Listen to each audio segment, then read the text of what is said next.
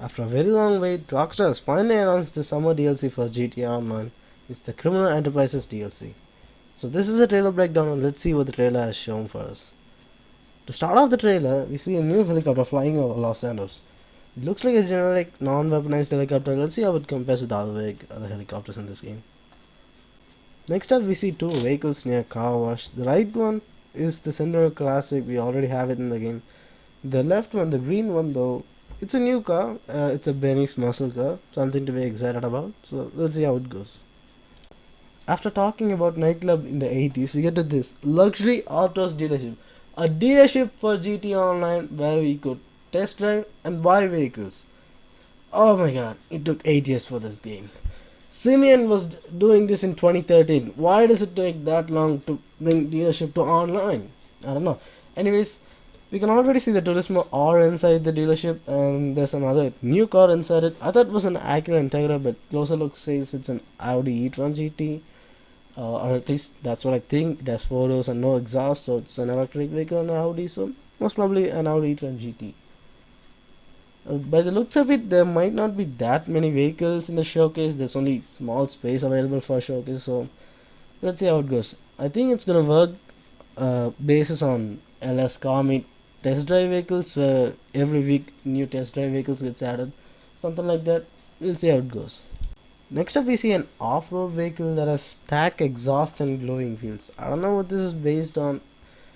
I thought it would have been based on Bronco, but it doesn't look like a Bronco, so I don't know. Let's see after the game releases. After showing you some clips of a GTA Online character planting bombs in underwater in crates, we get to this three new vehicles. One of them is an Audi R8. A community was begging for this, so billion of you better buy this thing. It looks sick. Look at it. And the Lamborghini Countach, we already saw that in the news earlier. So yeah, in the front of that, I think that's a Mercedes Sterling Mars. I don't know much about Mercedes, so let's see. It might be a competition to the Locust and the convertible cars. Looks cool.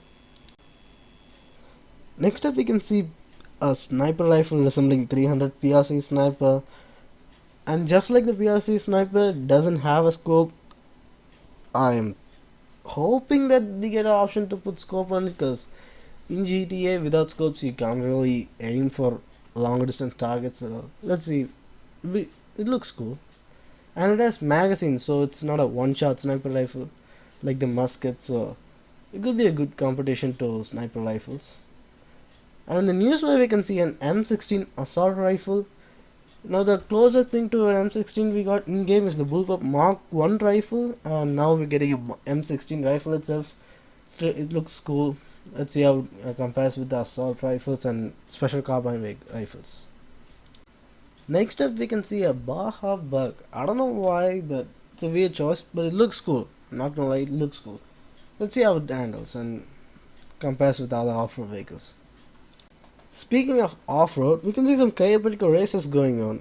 From this shot, those trucks look like Ford Broncos, the new one, but with those doors removed. But it might be the same truck we saw earlier in this video. It looks cool. Off-road races on Cayo Perico, good idea. But the FPS, that's the thing. Last gen consoles struggle with the Cayo Perico FPS. Uh, PC isn't better either. Most probably you can get only 40 to 60 FPS in the Cayo Perico region. Let's see how it goes. And to top it all off, we can see the new gen camera coming to this game with this update. Now American muscle cars are now filled. It's complete. We don't need any more muscle cars, I think.